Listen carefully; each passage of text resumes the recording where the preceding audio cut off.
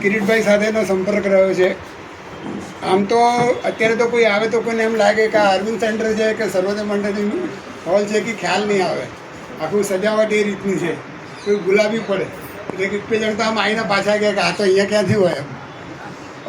પણ વારંવાર કિરીટભાઈનું બેન બંને અહીંયા આવતા જતા રહ્યા છે.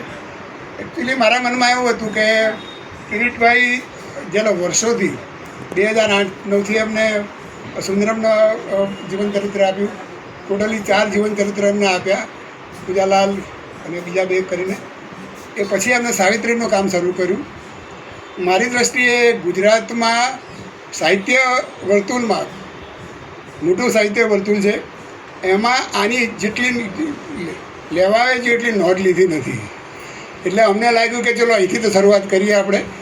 જોકે એમના કેટલાક પુસ્તકોને સાહિત્ય અકાદમી તરફથી એવોર્ડ બી મળેલા છે, પણ આમ ચોરને ચોટે એક આવડું મોટું કામ 12 વર્ષમાં 18 વોલ્યુમ તૈયાર કરવા એ નાનું સૂનું કામ નથી.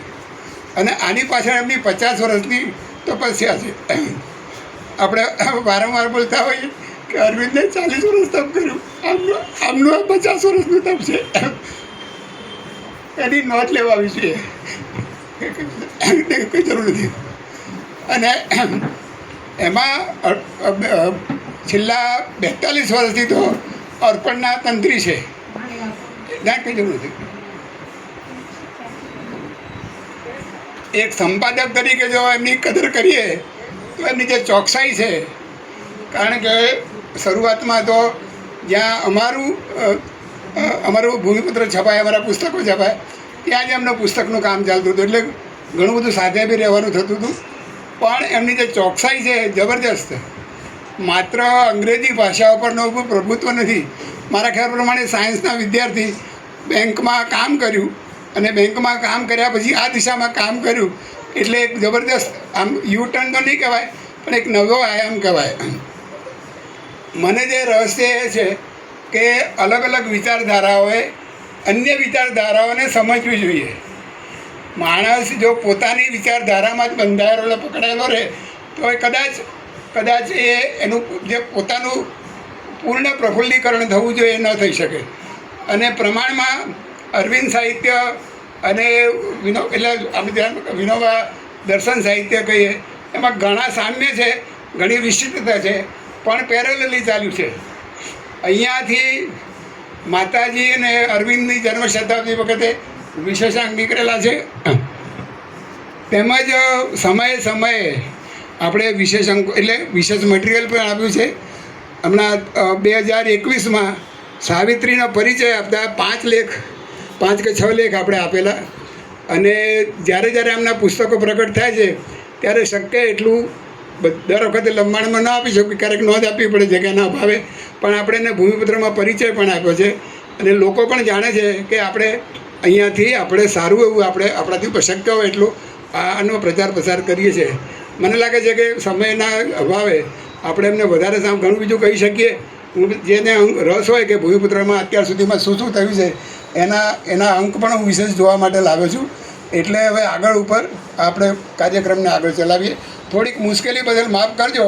ભવિષ્યમાં આશા રાખીએ કે આ હોલ છે લંબા સુધી થઈ શકે તો, કારણ કે અત્યારે હોલ મેળવવો બહુ મુશ્કેલ છે. અન્ય જગ્યાએ હોલ મેળવવાનું વ્યવસ્થા કરવાનું બહુ જ કપરું છે, આર્થિક રીતે પરવડે નહીં એવું છે. અને અમે કોઈ મોટી આર્થિક મૂડી ઉપર બેસીને આ કામ કરીએ છીએ એવું નથી. એટલે એ દ્રષ્ટિએ થોડીક મુશ્કેલી પડશે. પણ આપ બધા આવ્યા છો, આ આમંત્રણને માન આપી એટલે આપનો પણ આભાર માનીએ છીએ. અને જો 2 દિવસ પહેલાં તો વિસનગર સિદ્ધપુર જઈને આવ્યા છે, અને છતાં આપણા પ્રોગ્રામને ખ્યાલમાં રાખી અને આવે છે તો આપણે એમને બી અભિવાદન કરીએ અને આગળની સૂચના ભાઈ જે કે એ પ્રમાણે આપણે આગળ વધીએ. આપણે હવે આપણા માનવંતા મહેમાનોનું સન્માન કરીશું. શ્રી રજનીભાઈ દવે શ્રી કિરીટભાઈનું શાલ ઓઢાડીને સન્માન કરશે. હું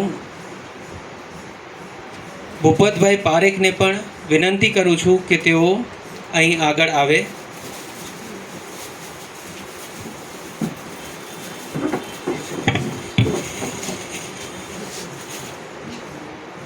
ભૂપતભાઈ પારેખ નિવૃત્ત સિવિલ એન્જિનિયર છે. પરિવાર થિયોસોફી સાથે સંલગ્ન રહ્યું છે.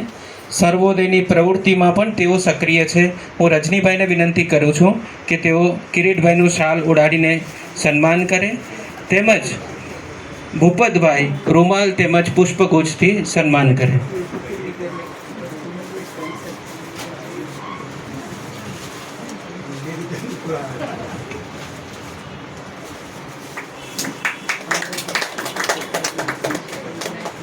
આભાર.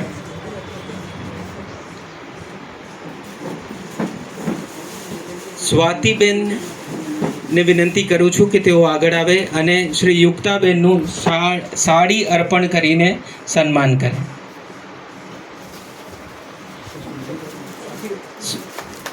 સ્વાતિબેન યુક્તાબેનને રૂમાલ તેમજ પુષ્પગુચ્છ પણ આપે.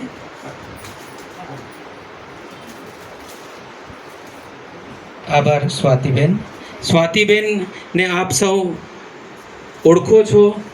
તેઓ ભૂમિપુત્રના એક સંપાદક છે, તેમજ દેડિયાપાડા પાસે આવેલા મોજલ ગામમાં રહીને મોસદા ગામમાં રહીને તેઓ ગ્રામ વિકાસનું કાર્ય પણ કરી રહ્યા છે.